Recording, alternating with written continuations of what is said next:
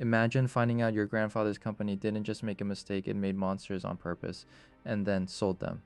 That's not a theory, that's not speculation, that's the literal starting point of Killing Floor 3. And it belongs to one woman who could have spent the rest of her life living off blood money and chose to burn it instead.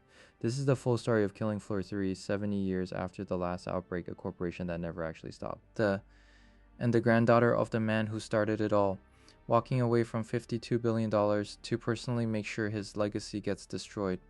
Let's get into it. It starts with a man named Kevin Clamely. Clamely was the co-founder of Horzine Biotech, a British scientific research company that on paper was running a covert government project to develop super soldiers, already a dangerous premise on its own. A government quietly funding genetic experiments to build the perfect soldier rarely ends well. But Kevin Clamely's actual motivation wasn't patriotism, it wasn't even ambition, it was grief. At some point during this research, Clamely diverted the project not toward soldiers, toward his own dead son. He tried to clone him, bring him back in whatever form science could manage. It didn't work the way he wanted. A father trying to undo a death he couldn't accept ended up creating something that had nothing left of his son in it at all.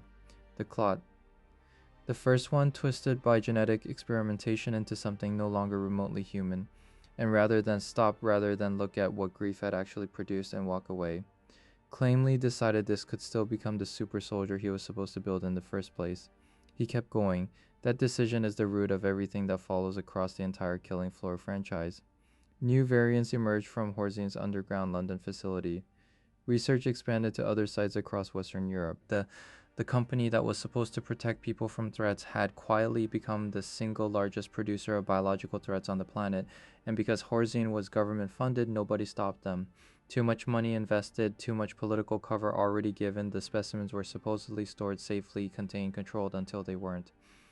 The Zeds broke free, and the thing Kevin Clamely built to bring his son back instead helped end the world he was trying to protect that son from in the first place. Now fast forward 70 years, Horzine never actually went away after the outbreak. Killing Floor 2 covered.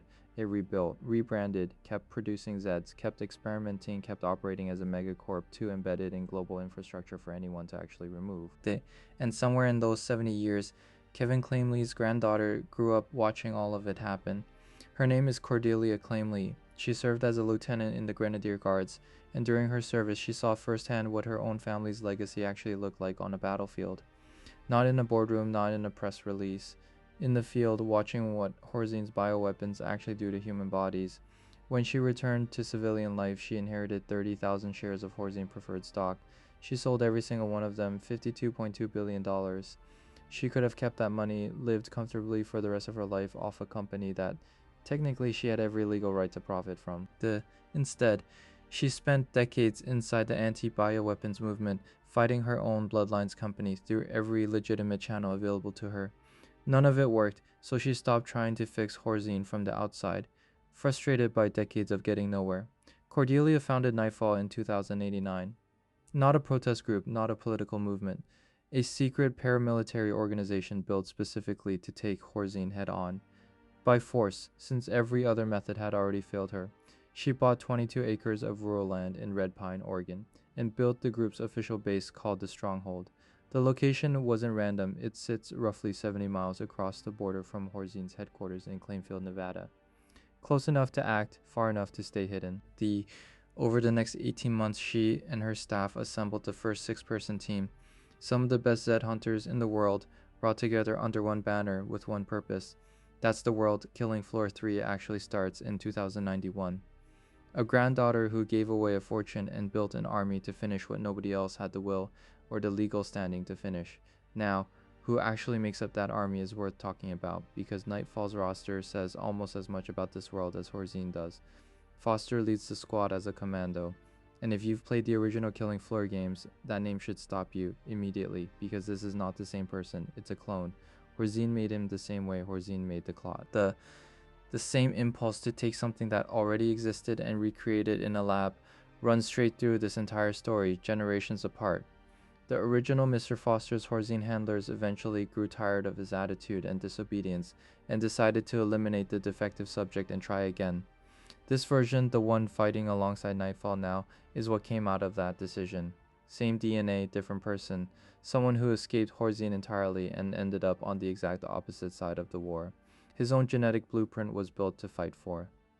Devlin used to be a Hollywood pyrotechnics expert before designing incendiary weapons for a military contractor, eventually walking away from that life to join Nightfall as a firebug. The Imran spent over 20 years as a professional engineer in Pakistan until Horzine took over the defense firm he worked for, at which point he didn't really have a choice about which side of this fight he ended up on. Luna was a hunting guide at a luxury ranch before the outbreak reached South America, and her sharpshooting became something the world actually needed. Nakata, the oldest of the group, brings decades of quiet, deadly experience.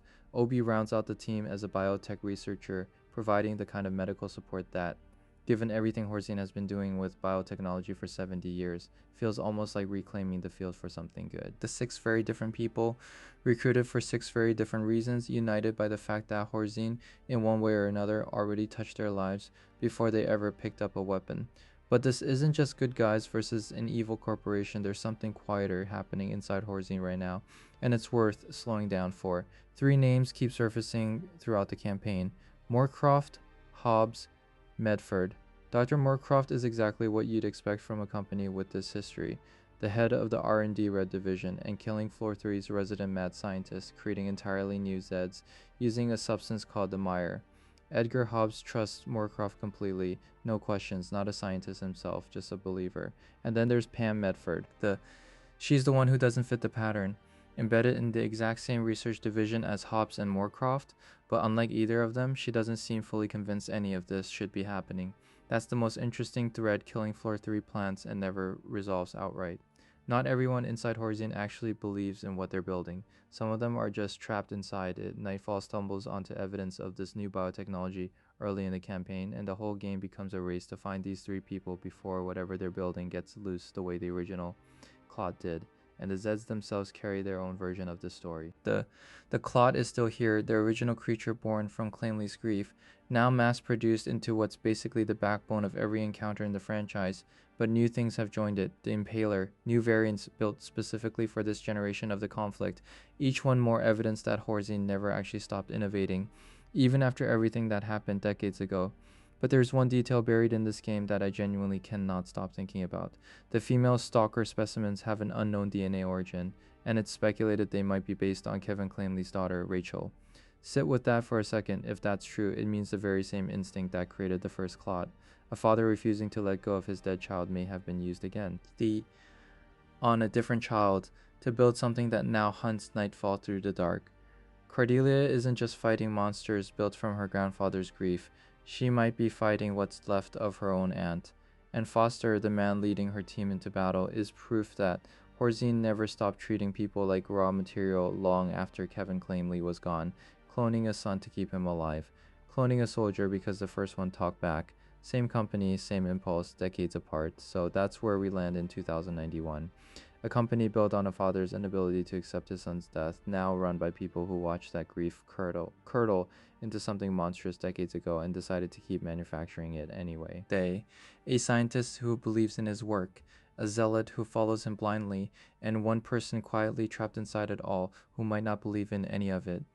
On the other side, a granddaughter who had every reason to walk away with the money and live comfortably, who instead gave away $52 billion to build an army aimed directly at her own bloodline, and 6 people standing beside her who Horzine already shaped one way or another, long before Nightfall ever existed. Nightfall isn't fighting Horzine because it's the right thing to do in some abstract sense. Cordelia is fighting her own family's ghost, and every mission, every Zed, every wave Nightfall pushes through is one more step toward finishing what her grandfather's grief started decades before any of them were even born. That's the full story of Killing Floor 3. If you want to go deeper, we're covering Dr. Moorcroft, the Mire, Horzine itself, and Nightfall specialists individually in upcoming videos. This is just the beginning. Subscribe so you don't miss it, and drop a comment. Do you think Cordelia can actually destroy something her own family built, or is Horzine too embedded in the world at this point to ever really be stopped? Tell me what you think.